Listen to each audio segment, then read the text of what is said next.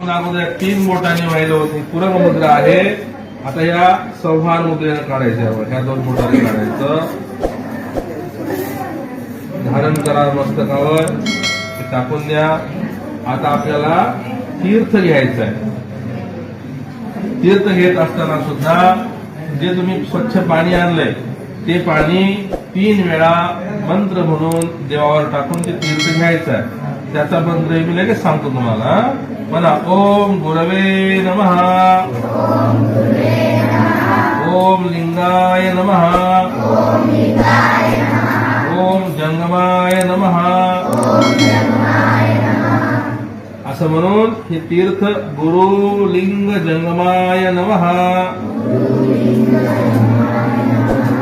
म्हणून हे तीर्थ घ्यायचं. आणि तीर्थाचा हात कपड्याला पुसायचा नाही, डोक्याला पुसा, हाताला पुसा. मग परत देव इथे ठेवा, थोडस पाणी टाका, परत देवाला कोरडं करा. आपल्याला 8 आवरण पाहायची. किती झाले बघा.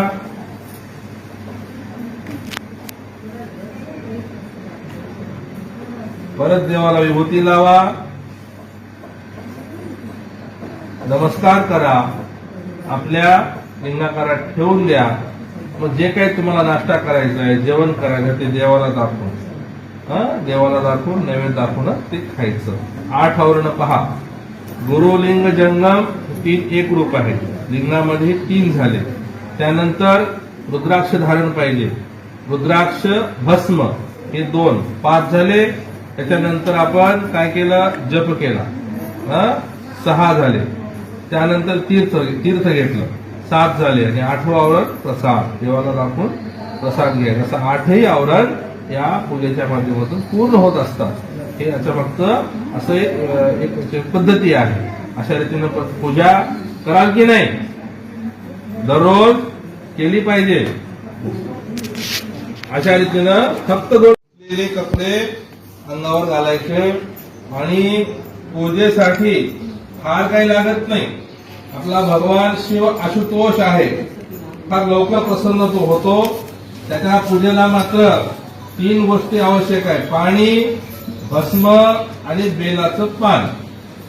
आता बेलाचं पान नेहमी तुम्हाला जर वाळले ओलं रात्री जळाचं नाही भेटलं तर तुम्ही वाळलेलं व्हा, 2 पानाचं व्हा, चुरा व्हा, पण बेलाचं पान वाहिलं पाहिजे. आणि पाणी, भस्म, बेल हे 3 गोष्टी पूजेला आवश्यक आहेत. आणि पूजागृहात फरशी असेल तर पुसून घ्या, सारवायचं असेल तर सारवून घ्या. आणि पूजागृहात जमिनीवर बसायचं नाही. काहीतरी खाली आसन टाका, चटई टाका, मॅट टाका, पाट टाका, काहीतरी टाकून बसायचं, पूर्व दिशेला तोंड करून. आणि पूजेसाठी स्वच्छ ताजं पाणी घेऊन या. विभूती लागते, बेल लागतं आणि पाणी लागतं. तर आता तुम्ही शपथ घेतलेली आहे की देवाला दाखवल्याशिवाय काहीही खायचं, प्यायचं, वापरायचं नाही. तर विभूती सुद्धा आता पूजा सुरुवात करण्यापूर्वी आपल्याला विभूती लावायची आहे. प्रत्येक शिवभक्तानं किमान एक तरी रुद्राक्ष सुद्धा धारण करणं आवश्यक आहे. तसं 108 ची माळ घातलं तर अतिउत्तम. अष्टोत्तर शतमाळा सर्वदा असावी गळा. किमान एक तरी रुद्राक्ष असणं आवश्यक आहे. बघा, या पूजेच्या माध्यमातून 8 आवरण कसे पूर्ण होत असतात बघा. गुरु, लिंग आणि जंगम हे 3 एका लिंगाच्या रूपानं आहेत. त्याच्यानंतर आहे रुद्राक्ष आणि भस्म, 3 आणि 2 5 झाले. त्याच्यानंतर आपण तीर्थ घेतो, मंत्र आहे आणि प्रसाद आहे. असे 8 आवरण या पूजेमध्ये पूर्ण होत असतात. तर गुरुलिंग जंगम हे लिंग रूपानं आहे. तर आपल्याला पहिल्यांदा विभूती लावायची आहे. 15 ठिकाणी विभूती लावायची. कशी लावायची बघा. या विभूतीला तुम्ही आणलेल्या पाण्याचा स्पर्श करा, उजवा हात झापा, नमस्कार करा. केल्यानंतर ह्या मधल्या 3 बोटांनी परमरक्षात एक सुंदर होईल. लक्षपूर्वक पहा, आता लावू नका तुम्ही, पहा फक्त. आधी लिंगाशी विभूती अवधरीजे, बोटी शेष उरेल ती मस्तकी लाविजे, मग त्रिपुंड जर्सीचे ललाट भरी. अशी परमेश्वर उभी आहे. अगोदर देवाला लावा, मग डोक्यावर लावा. आपल्याला अंगावर 15 ठिकाणी लावायचं आहे. ठिकाण लक्षात ठेवा. किती ठिकाणी लावायचं? बघा, पुन्हा लिंगाला अर्पण करा. तर तुम्ही शपथ घेतलेली आहे, देवाला दाखवल्याशिवाय काहीही खाणार पिणार वापरणार नाही. तर भस्म सुद्धा देवाला दाखवल्याशिवाय आपल्याला लावायचं नाही. देवाला दाखवा, कपाळावर लावा.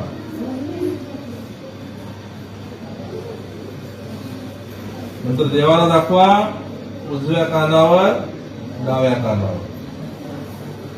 पुन्हा देवाला दाखवा, कंठावर. हे बघ, कंठ इथं असतो, असं असं नाही लावायचं. किती झाली सांगा? किती झाले ठिकाण? किती झाले सांग रे बाळू? 5. बर, तू तिकडे सांग बाई. 3 झाले ठिकाण. बर, ठीक आहे. तू सांग बाई. 5 झाले. तुम्ही सांगा. पहा लक्षपूर्वक. देवाला लावलं नाही धरायचं. हे बघा, हे 1 2 3 4 हे 5 झाले. त्यानंतर देवाला दाखवायचं, छातीवर लावायचं. त्यानंतर देवाला दाखवायचं, नाभीवर म्हणजे पोटावर लावायचं. त्यानंतर परत देवाला दाखवायचं, डाव्या दंडेवर लावायचं. त्यानंतर परत देवाला दाखवायचं, डाव्या कोपरावर लावायचं. देवाला दाखवायचं, डाव्या मनगटावर लावायचं. त्यानंतर ह्या हातात भस्म धरा, ह्या 3 बोटाने. परत देवाला दाखवा, उजव्या दंडेवर लावा. परत देवाला दाखवा, उजव्या कोपरावर लावा. देवाला दाखवा, उजव्या मनगटावर लावा. इथं लावत असताना लक्षपूर्वक लावा. कोणी असं लावतात, तसं नाही लावायचं. त्यानंतर आता किती ठिकाण झाले हो? किती झाले? अजून किती राहिले? 15 लावायचं आपल्याला. मानेवर लावा, साडवर. त्यानंतर पाठीवर. झाले का 15 ठिकाण? अशा रीतीनं 15 ठिकाणी बोट लावल्यानंतर आपला हात धुवून घ्या. त्या पूजेच्या घरात एक असं धुतलेलं वस्त्र असावं, छोटीशी दस्ती टॉवेल काहीतरी, त्याचा हात स्वच्छ पुसून घ्या.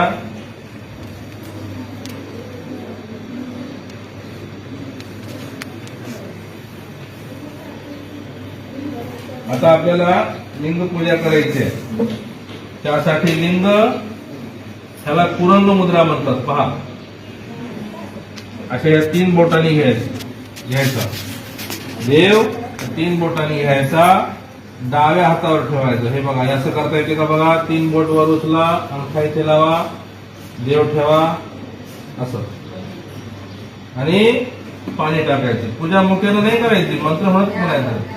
मंत्र मी सांगणार आहे, कोणता मंत्र म्हणायचं. असं पाणी टाका. पाणी टाकल्यानंतर देवाला कोरडं करा. तुम्ही स्नान केल्यानंतर अंग कोरडं करता की नाही, तसं देवाला पण कोरडं करा.